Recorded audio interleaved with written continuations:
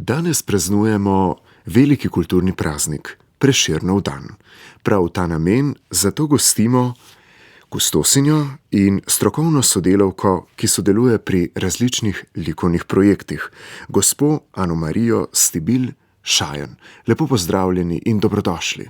Ja, hvala lepa za povabilo in lep pozdrav vsem. Prav za ta namen, ker je danes kulturni praznik, poteka v Galeriji Družina v Ljubljani tudi vsakoletna razstava Umetniki za Karitas. Sama sodelujete že več kot 30 let pri mednarodnem likovnem simpoziju Slovenija odprta za umetnost in tudi prav tako več kot 30 let pri projektu Umetniki za Karitas. No, pa nam za začetek povejte, kje je nastala pobuda za to razstavo, ta projekt Umetniki za Karitas in kakšno poslanstvo jo spremlja že od samega začetka. Ja, glejte, ravnateljica Škofijske Karitas Koper je bila dolga leta gospa Jožica Ličen, ki jo širša javnost pozna po res enem izjemnem presežnem delu. Žal že pokojna.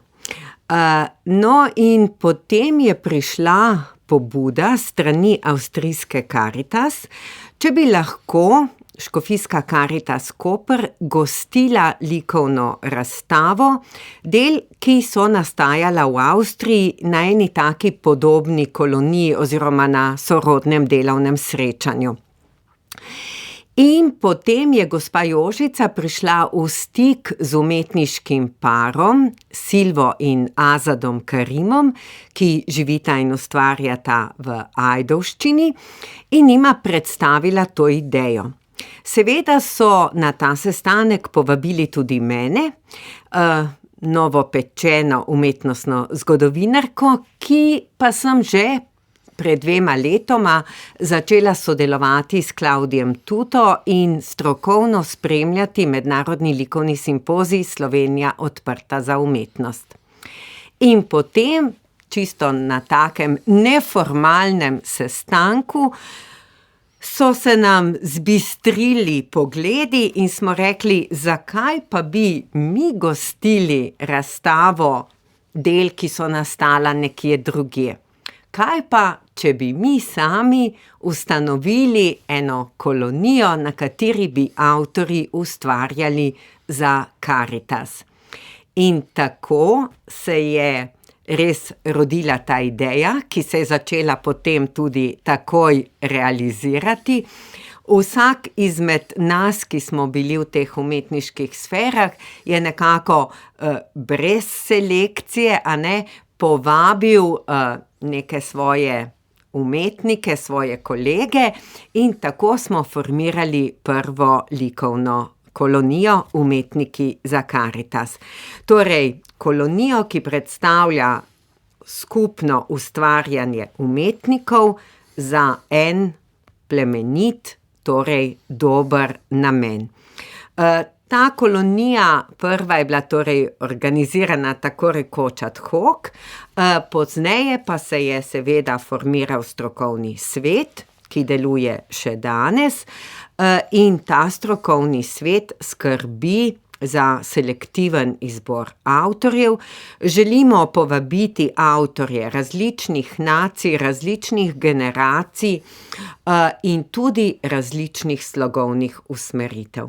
Naj se pohvalim, ker smo ravno na Prešernov dan, da smo gostili tudi kar nekaj Prešernovih nagrajencev oziroma so bili Prešernovi nagrajenci del našega projekta, ki mu pravimo kar gibanje. Zakaj?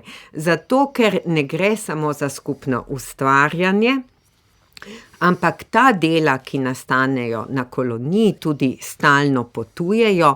Gre za cel niz razstav, v preteklosti je teh bilo tudi do 15, danes smo nekoliko to razstavno potovanje omejili, tako da imamo do 10 razstav, tako doma kot tudi v tujini. In tako so dela vedno postavljena nekje na ogled. Poleg tega pa imamo tudi neke stalne lokacije, kjer so predstavljena, razstavljena dela iz preteklih kolonij, ki še niso bila posvojena. In tako se nič ne skriva v depoju, ampak je vse namenjeno nagovoru ljudi. In je vse zunaj dostopno, Tako, da lahko tako. vidijo. Ja. No, veliko ste mi že omenila oziroma dala iztočnic za naslednje vprašanje. Kakšno mesto ima ta razstava tudi v širšem kulturnem in duhovnem prostoru Slovenije in kako bi morda opisali tisto srčiko, temeljno sporočilo letošnje razstave v Galeriji Družina? Glejte, bistvo res tega gibanja je, da dela iščejo stik z ljudmi. Dela so namenjena človeku v stiski, človeku potrebne kakršnekoli pomoči. Torej, da vse izvira iz tega pogleda. Vse izvira iz tega pogleda, ki presega torej neko prijetno skupno druženje, izmenjavo strokovnih mnenj. Avtorji se tukaj zavedajo, da bodo s tem svojim umetniškim delom resnično pomagali nekomu. Seveda namen kolonije je vsako leto drugačen, odvisen od aktualne problematike, od aktualnih potreb, od zasvojencev, potresencev, vojne na Balkanu, brezposelnih in tako naprej. V letošnjem letu bo izkupiček šel pa za pomoč umirajočim svojcem, za strokovno podporo, svetovanje in tako naprej na tem področju, ki vemo, da je aktualno, da ga na nek način porivamo na obrobje, vendar smo ljudje in to terja tudi naš odgovor. In je del našega življenja. Tako, je del našega življenja in to so stvari, ki so neločljive. Tako kot je v koloniji neločljivo to, da umetnik ustvarja z enim posebnim namenom, to je ena simbioza. To umetniško delo je rezultat solidarnosti, te močne humanistične note, ki jo sicer že tako ima umetnost, ampak tukaj je še dodatno poudarjena. To je umetnost za človeka. Izkupiček od prodanih del je torej namenjen človeku. Pri tem pa bi morda jaz poudarila še nekaj drugega. Ne gre se samo za to nominalno vrednost posameznega artefakta, ampak tukaj se moramo zavedati, da razstave, ki potujejo, nagovarjajo ljudi, da so na nek način tudi edukativne, ker umetnost sodobno, umetnost tega časa približujejo najširši publiki. Celo ljudem, ki običajno ne prestopijo praga galerij, ampak ko slišijo, da je to umetnost, da je to kolonija umetniki za Karitas, jih morda prav iz te strani povabi, da bi bili del tega projekta, pa čeprav morda samo kot gledalci, kot opazovalci, a ne? In na ta način res ta dela tudi nagovarjajo ljudi, ki pridejo na razstavo, ki morda se tisti dan ali pa tudi že dlje časa ne počutijo dobro in te slike, ta umetniška dela jih nagovarjajo, jih spodbujajo, jim dajejo delček optimizma, morda svetlobe, jih usmerjajo k razmišljanju. Skratka, ta atmosfera na samih razstavah je nedvomno blagodejna za vse, tam prisotne, a ne? In če ti poneseš v srcu eno umetniško sporočilo, ki te nekako osvobaja, ki te dviguje, ki ti prinaša prijetna občutja, je potem to res ena duhovna hrana, iz katere lahko črpaš tudi v tistih manj svetlih trenutkih življenja, a ne? Torej bi lahko rekli, da je to neka oblika sodobnega oznanjevanja. In kje morda vidite tudi povezavo med temi razstavljenimi deli, umetninami, morda svetopisemskimi besedili? Glejte, včasih smo imeli gesla, kolonije, ki so izhajala iz svetopisemskih besedil. Vendar ta gesla, ki se spreminjajo, nikoli za umetnika niso obvezujoča. Vsak lahko ustvarja tisto, kar čuti, kar je njegov oseben izraz, ker mi umetniku ne dajemo nikakršnih omejitev, ne v smislu tehnične izvedbe, likovno-formalnih rešitev ali pa motivnih izhodišč. Lahko rečem, da je zelo malo krščanske ikonografije, neposredno krščanske, ker so to tudi ljudje, ki so različnih različnih nazorov, različnih prepričanj. Mi smo odprti čisto za vse. Pred leti se mi je en profesor pohecal in je rekel, z veseljem pridem, ampak upam, da ne bo treba moliti. Sem rekla, ne, to sploh ne zahtevamo od nikogar. In vendarle so umetniki tisti ljudje, ki v kakršnem koli motivu vendarle uresničujejo tudi tisto, kar je introspektivno, kar je duhovno. In to je največ, kar lahko dajejo v svoje umetniško delo. Poleg tega pa pridejo na sini vrh z enim samim namenom. Pomagati človeku. In to je vendarle temelj tudi evangelijskega sporočila. Ljubezen do sočloveka. To je tista temeljna smernica za vsakega umetnika, ki pride na kolonijo Umetniki za Karitas. Torej, tudi ko se poklanja v svojih krajinskih motivih lepoti stvarstva, ko v krajinskem prostoru išče svetlobo, to so vse duhovne vsebine, to je vse presežno, to je vendarle na posreden način izrečen evangelij, vera, krščanstvo. Omenili ste, da je temelj to, da se pomaga človeku, nekaj življenjskega, vsakdanjega.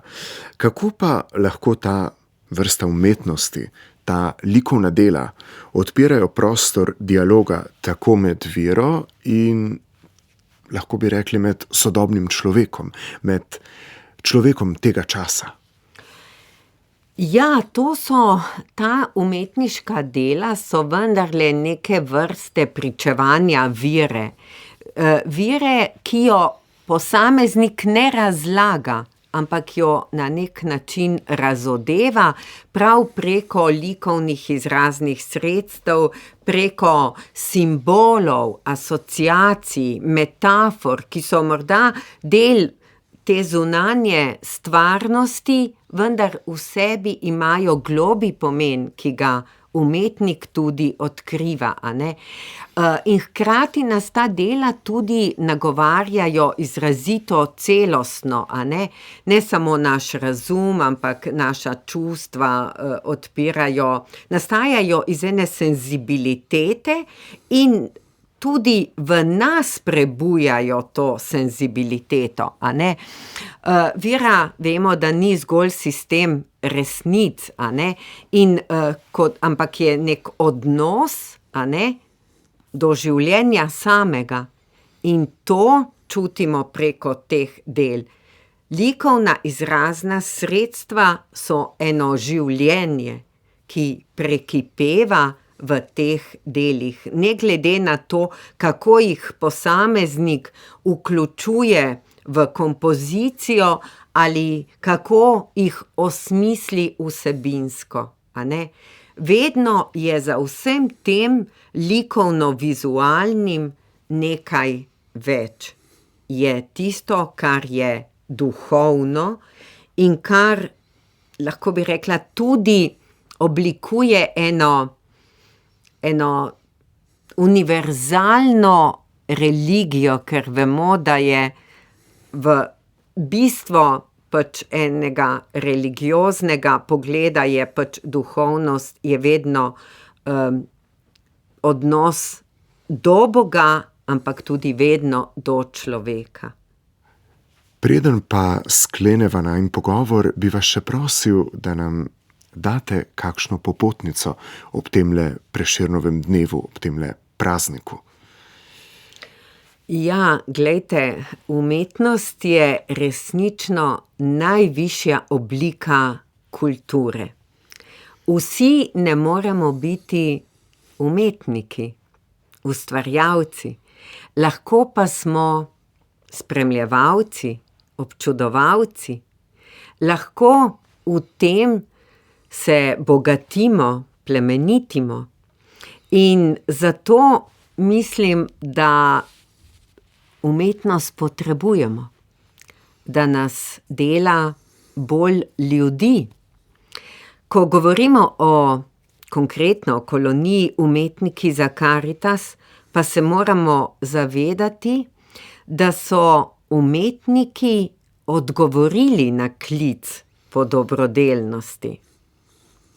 In sedaj je na nas, da tudi mi odreagiramo, da posvojimo katero od del, ki nastaja v okviru tega projekta, gibanja, kolonije. In na ta način v bistvu bomo veliko pridobili. Dobili bomo umetniško delo in naredili bomo dobro delo. Kaj je lepšega kot ta občutek, ko imaš nekje ob sebi na stenah svojega bivanjskega prostora ali poslovnega umetniško delo, ki je dar umetnika za sočloveka.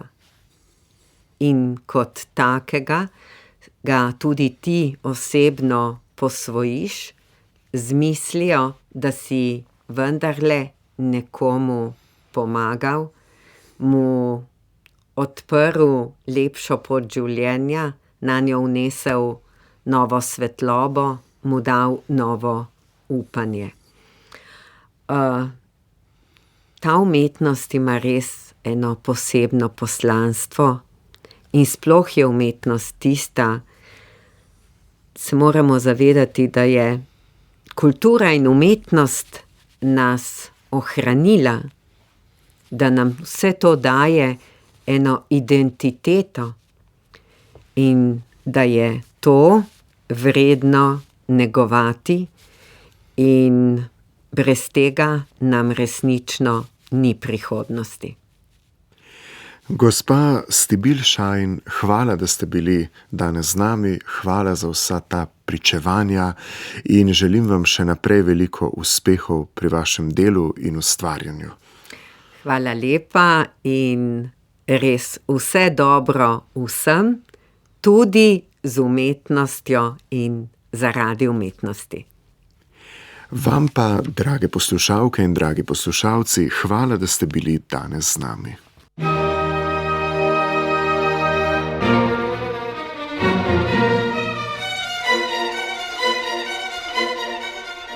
Sedmi dan.